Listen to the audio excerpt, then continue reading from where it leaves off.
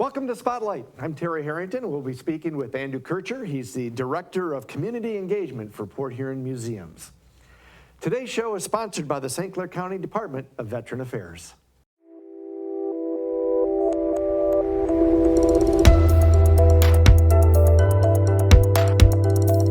Well, Andrew, here we are switching from the typical school year type of fair and all the school field trips to the summer season.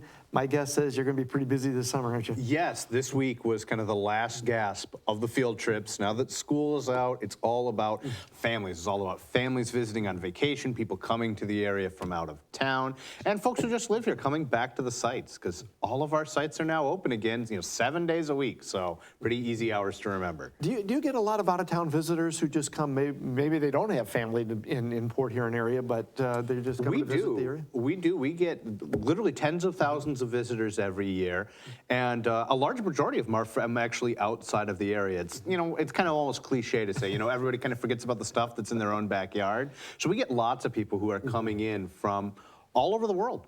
Okay.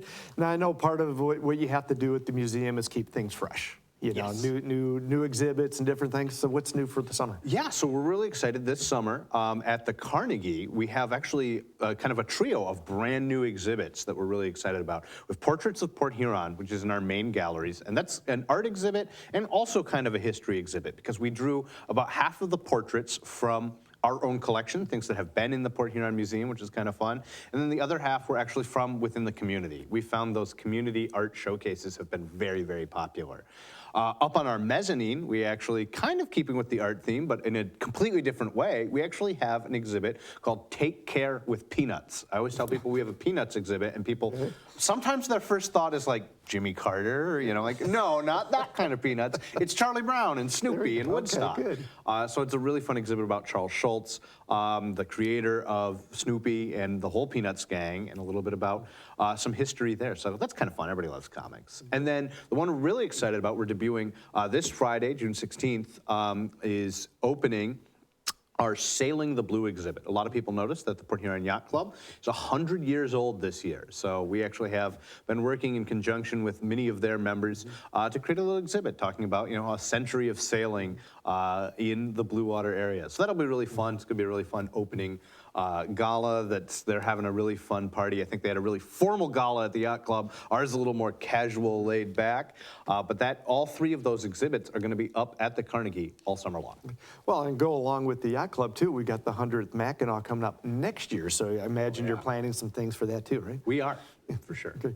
Now, one of the things you do too, you do a lot of tours. I've seen the trolley out about already this year, and then of course you got the lighthouse and all the other things that are going on. What kind of tours do you have this year? Yeah, we have a whole bevy of them. We're just getting ready. In fact, it's on my afternoon docket today to be able to post some of our trolley tours. The last couple of years, to be perfectly honest with you, we've had a really hard time finding trolley drivers. It actually took a bunch of us on museum staff had to go through some training, and you're looking at a commercial driver's license holder now. So I actually had to go get you can't, you always have to do it yourself sometimes. Sure. Yeah. So we now have drivers. We're going to be posting those. We have a lot of tours, some that were popular in years past, like an architecture, history, a neighborhoods tour, murder and mayhem, but we actually have some new ones. One I'm excited about is actually called More Murder, More Mayhem. So if you went on the first one, I've got even more that didn't fit. Oh boy. And even a prohibition-themed bar crawl that I think is going to be really fun. We also do walking tours. I'm doing one of those tonight. That'll be throughout the summer. We've got cemetery walking tours. We've got one scheduled for July, another one in the fall. We've got some downtown and some boardwalk walking tours. So many events going on. I always tell people, I can't even keep them straight. I send people right to our website. I say, go to porthuronmuseums.org, look at our Facebook page. There's something basically every week in the summer. Now, I know last year you were overwhelmed with visitors because we allowed free visits. Is that still going on this year, or are we back to? We have transitioned back to a paid admission model, which is what we've done for many, many years. We haven't raised our rates. So many people have noticed inflation keeps everything up. We've been able to keep rates the same, but as of right now, we're still trying to suss out a way to keep that sustainable. Rather ironically, free admission is very expensive. We did see, something like an 800% increase in visitors at some of our sites, and it meant we had to hire on extra staff, extra cleaning supplies. There's just a lot of costs. So we it was a great time. We love doing it. It's something we'd love to return to. We just have to find a way to make it, sustainable. So I'm not a business major, but they tell me you can't, you got to make a little bit of money every year. So Exactly. So I have family coming in. They haven't been to Port Huron before. You've got plenty of things to show and tell and all that. Well, what do you recommend? one of the things that I would really recommend to them, and I'd really recommend to you, is looking at a family membership.